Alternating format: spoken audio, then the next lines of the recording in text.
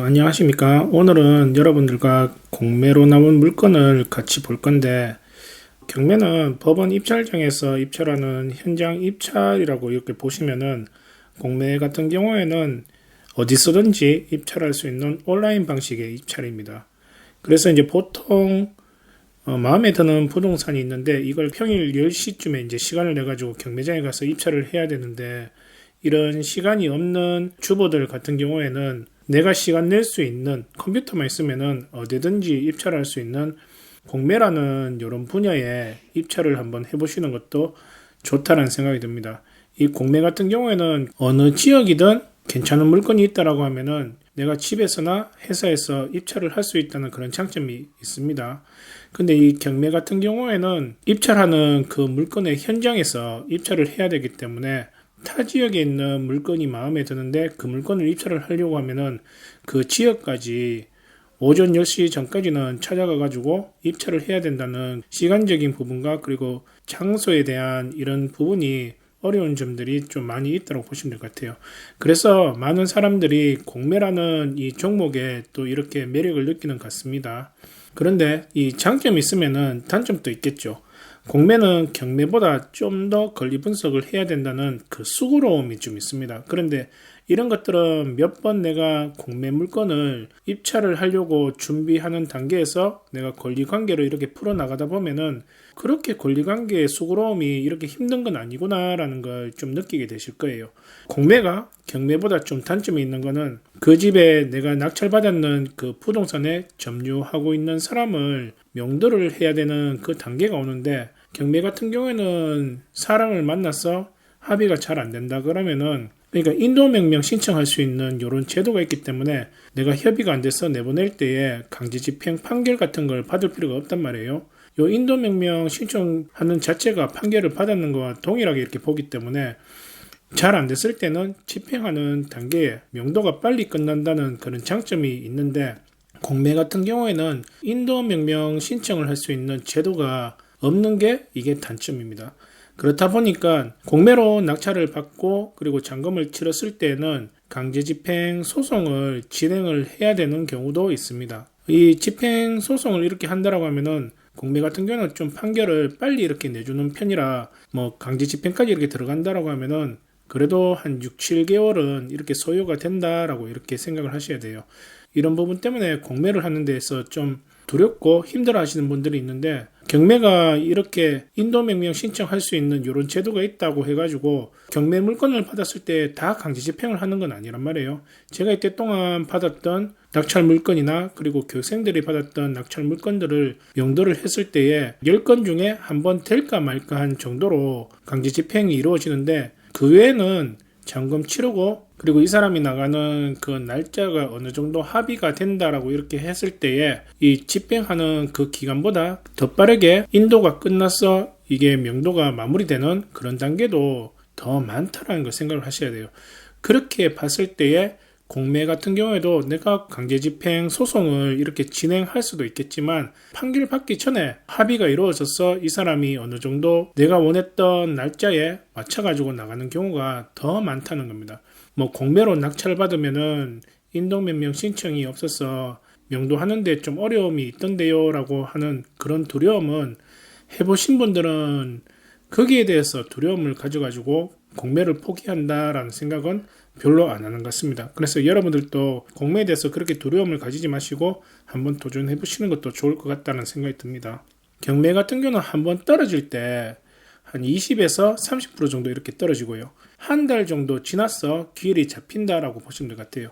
거기에서 이제 공매하고 경매하고 좀 차이점이 있는데, 이 공매 같은 경우에는 일주일 간격으로 떨어지기 때문에 우리가 기다리는 시간이 좀 짧다라고 이렇게 보시면 될 것 같습니다. 어쨌든 이 물건 같은 경우는 4번 정도 이렇게 유찰이 됐는데, 4번 정도 이렇게 유찰이 됐는 게 왜 그런가라고 이렇게 생각을 해보니까, 이 물건 같은 경우는 이제 감정가가 거의 7억대의 감정가가 이렇게 잡혀가 있습니다. 감정가 자체도 너무 높게 이렇게 산정이 됐고요. 그리고 이 평수를 보시면은 여기는 202제곱미터로 되어 있는데 72평 정도 이렇게 얘기를 합니다. 그러니까 이런 데의 부담감 때문에 한 4번 정도 이렇게 유찰이 되는 그런 상태라고 보시면 될 것 같아요. 그래서 지금 4번 유찰해가지고 4억 1,520만 원 정도에서 시작하는 물건이다라고 보시면 될 것 같습니다. 등기부 등본 사항을 열어보니까 소유하고 있는 사람은 서땡근이라는 분이 지금 현재 소유를 하고 있는 사람이라고 보시면 될 것 같고요. 이 공매를 진행을 했는 거는 4-1의 공매 공고라고 해서 한국자산관리공사가 물권번호를 부여를 했고요. 그렇다면은 그 남대구 세무서에 지금 세금을 제대로 안 내가지고 이게 공매로 공고가 올라왔구나라고 이렇게 보시면 될 것 같습니다. 자, 이렇게 보는 이유가 뭐냐면은 공매는 대부분이 세금을 안 내서 나오는 물건들이 많은 비중을 이렇게 차지를 한다라고 보시면 될 것 같아요. 이런 물건들이 세금을 납부를 하면은 우리가 낙찰을 받고도 취하가 될 수 있기 때문에 세금에 대한 금액이 작다라고 하면은 낙찰이 됐을 때 빠른 시일 내에 잔금을 치르는 게 좋고요. 이 각구의 11번을 보니까 강제경매 개시 결정이라고 해가지고 강제경매가 지금 진행되고 있다는 상태라고 지금 알 수가 있습니다. 공매하고 경매하고 동시에 이렇게 진행했을 때에는 잔금을 먼저 치르는 사람이 소유권을 인정을 받을 수가 있습니다. 그래서 찾아 이렇게 들어가 보면은 이 물건 같은 경우에는 개시 결정이 23년 5월 달에 이렇게 잡혔으니까 첫 번째 기일이 잡힌다라고 하면은 내년 한 3월 달 그쯤에 기일이 잡힐 수도 있겠구나라는 생각이 듭니다. 그렇다면 이 물건 같은 경우에는 공매로 누군가가 낙찰이 받고 그 사람이 소유권을 취득한다라고 하면은 그 사람이 이 물건의 소유자가 될 수 있겠구나라는 생각이 듭니다. 그래서 이 물건은 경매로 진행하는 것은 크게 의미를 둘 필요가 없다는 생각이 듭니다. 여기 권리분석을 했을 때에 소멸 기준이 될 수 있는 날짜를 이렇게 찾는다라고 하면은 을구의 5번을 보시면은 13년 5월 29일이 지금 권리관계 중에서 제일 빠른 날짜로 이렇게 보입니다. 이 소멸 기준을 찾았다라고 하면은 13년 5월 29일보다 전입이 빠른 사람이 있는지 없는지를 확인을 해보면 되는 겁니다. 여러분들이 가까운 주민센터에 찾아가셔가지고 요 표제부 한 장을 뽑아서 세대 열람을 한번 해보시면 되고요. 좀 귀찮다라고 하면은 현장에 가서 세대 열람을 했는 내용들이 있기 때문에 요걸 참조를 해서 내가 지금 인수해야 되는 보증금이 있는지 없는지를 한번 여러분들이 파악을 해보시면 되는 겁니다. 일단 소멸 기준은 13년 5월 29일이고요. 재산 명세서를 열어보시면은 2005년 7월 26일에 전입되어 있는 사람이 있다라는 내용이 기재가 되어 있습니다. 그러면은 이 사람 같은 경우는 전입 날짜가 빠르기 때문에 대항력의 요건에 들어갈 수는 있는데 현재 이쪽에 전입되어 있는 세대주는 김땡근이라는 분이 2005년도에 지금 전입이 됐다라고 확인이 됩니다.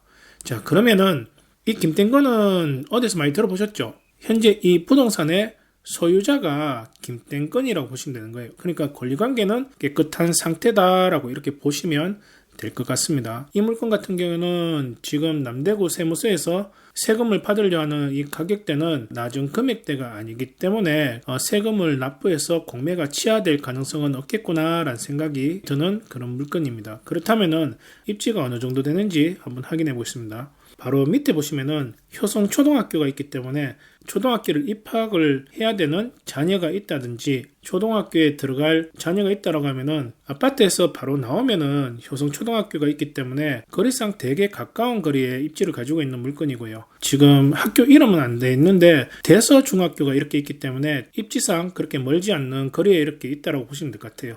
그리고 여기는 참 좋은 게 뭐냐면은 주위에 고등학교가 다양하게 이렇게 분포가 됐습니다. 북쪽으로 송현 여자고등학교가 있고요. 남쪽으로 좀 내려오시면은 이 경북기계공고 같은 경우에는 마이스트코라고 해가지고 고등학교에서 어느 정도 성적만 된다라고 하면은 공사나 그리고 대기업에 이렇게 보낼 수 있는 그런 학교이기 때문에 여기에도 인기가 꽤 좋은 그런 학교 중에 하나입니다. 그리고 상원고등학교하고 영남고등학교가 있기 때문에 이쪽으로도 애들 보내는 데에 나쁘지 않는 거리를 가지고 있는 물건이라고 보시면 것 같습니다. 교통편을 보시면은 바로 밑에 월처역이 있기 때문에 1호선 타고 이 시내 방향으로 들어가는 것도 되게 편안하게 교통을 이용할 수 있는 입지고요. 이쪽으로 보시면은 또 학원가의 상권도 이렇게 잘 잡혀 있기 때문에 애들 학원 보내는 거나 병원 보내는 데에 크게 어려움이 없는 그런 입지를 가지고 있는 물건이라고 보시면 될 것 같습니다. 평수가 72평이라는 그런 단점 외에는 장점이 더 많은 아파트이기 때문에 이런 물건을 저렴하게만 취득한다 그러면은 매도할 때에 그래도 어느 정도 차익은 실현할 수 있는 그런 물건이지 않을까라는 생각이 듭니다. 지금 현재 매물 나왔는 걸 보니까 이동의 중층이 5억 2,500대에서 이렇게 나왔고요. 8월달 이후로 거래된 건 없지만 마지막에 거래됐던 거는 8층이 7억 5천대에서 거래가 되는 게 지금 마지막 거래 물건이라고 보시면 될 것 같아요. 자, 이 물건 같은 경우에는 좀 보수적으로 봤을 때 이거는 한 5억 2천 정도 선에서 시세를 볼 수 있지 않을까라는 생각은 듭니다. 이거는 여러분들이 관심이 있다고 하면은 좀 심도 있게 조사를 해보시면 좋을 것 같다는 생각이 들어요. 4번 유찰해가지고 4억 1,520에서 이제 시작을 하는데 지금 거진 1억 1천 정도의 갭 차이를 보고 있다라고 생각이 듭니다. 지금 현재는 입찰에 들어와야 되는 시점이지 않을까라는 생각이 드는데 관심을 가지시고 한 이런 물건들도 한번 도전해보시는 여러분들이 됐으면 좋겠습니다. 자, 이 물건 같은 경우는 감정가는 4억 8,400인데 3번 유찰에서 3억 3,880에서 시작하는 물건입니다.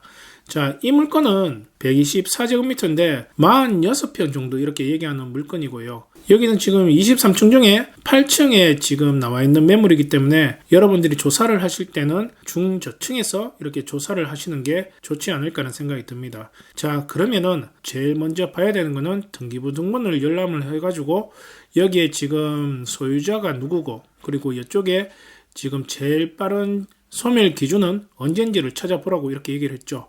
같이 그 방식으로 한번 찾아 들어가 보겠습니다. 자, 소유자는 지금 이땡아라는 분이 지금 소유자로 이렇게 등재가 돼 있고요. 소멸 기준을 찾아보니까 등기상에 제일 빨리 등록되어 있는 13년 12월 3일이 소멸 기준이다라고 이렇게 생각하시면 될 것 같습니다. 재산명세서 내용을 보니까 주민센터에서 확인되는 거는 전입세대주가 이땡땡이라는 분이 지금 전입이 되어 있는 걸로 지금 확인이 됐고요. 거주자 지금 조땡땡이라는 분을 현장에서 이렇게 만나서 얘기를 들어봤는데 이 부동산을 통해서 세금을 안 냈는 그러니까 이 체납자, 소유자 이땡땡의 그러니까 딸이라고 이렇게 얘기를 했다라고 합니다. 그러면 여기에 지금 살고 있는 사람은 어머니하고 여기 따님분만 살고 있습니까? 라고 이렇게 물어봤을 때에 그렇다. 여기는 지금 자가로 이용 중이고 다른 세대원은 지금 현재 이쪽에 거주하지 않고 있다라는 이런 얘기를 진술을 받았다라고 이렇게 얘기를 하는 거예요.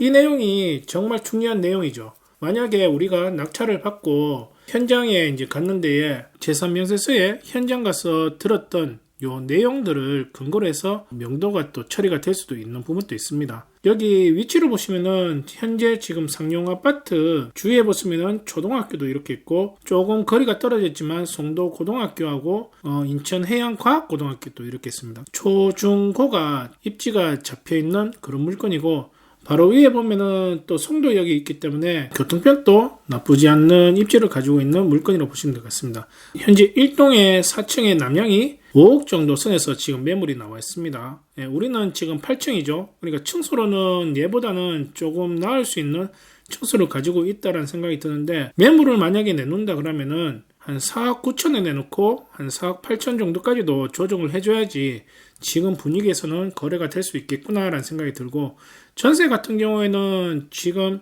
3억 정도 선에서 전세가 지금 이렇게 나왔습니다. 지금 최저가하고 지금 전세 매물 가격하고 큰 차이는 없는 것 같아요. 최근에 거래됐던 걸 보면은 8월 달에 7층이 4억 8천에 마지막으로 이제 거래된 적이 있는 걸 지금 볼 수가 있습니다. 그러니까 지금 3번 유찰해가지고 3억 3,880에 시작하니까 이 물건도 지금쯤이면은 입찰을 준비를 해서 입찰을 한번 해보시는 것도 여러분들한테 추천을 드립니다. 만약에 낙찰이 된다라고 하면은 경매 같은 경우에는 낙찰되고 2주 후에 잔금 기일이 이렇게 잡힌다라고 하면은 공매는 낙찰되고 일주일 후에 잔금 기일이 잡힌다라고 보시면 됩니다. 공매는 아까도 말씀드렸듯이 인도명령 신청하는 제도가 이제 없기 때문에 공매 같은 경우에는 점유자하고 협의를 해서 명도를 진행하는 게 제일 좋은 방식이라고 이렇게 생각하시면 같아요. 그런데 점유자를 만났는데 이 협의가 힘들다라고 한다라고 하면은 이 세 가지는 꼭 준비를 하셔야 돼요. 점유 이전 가처분,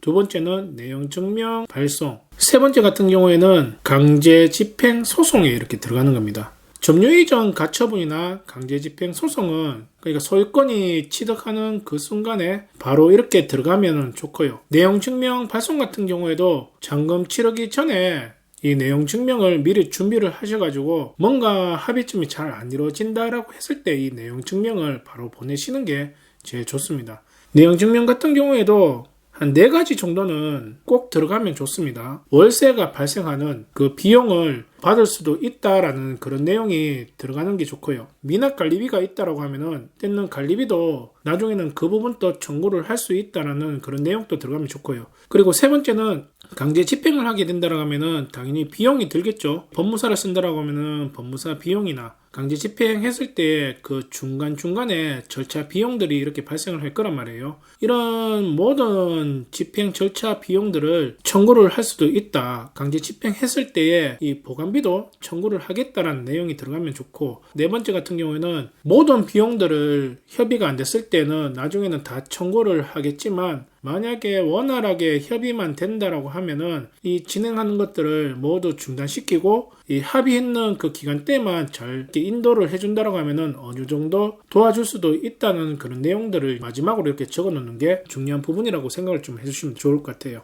오늘 제가 여러분들한테 2개의 물건을 이렇게 보여드렸는데, 이번에 한번 유찰돼서 다음 주에 입찰 들어가야지라고 하면은 이 물건은 벌써 끝날 수 있는 그런 물건이니까 입찰을 한번 도전을 해보시는 여러분들이 됐으면 좋겠습니다.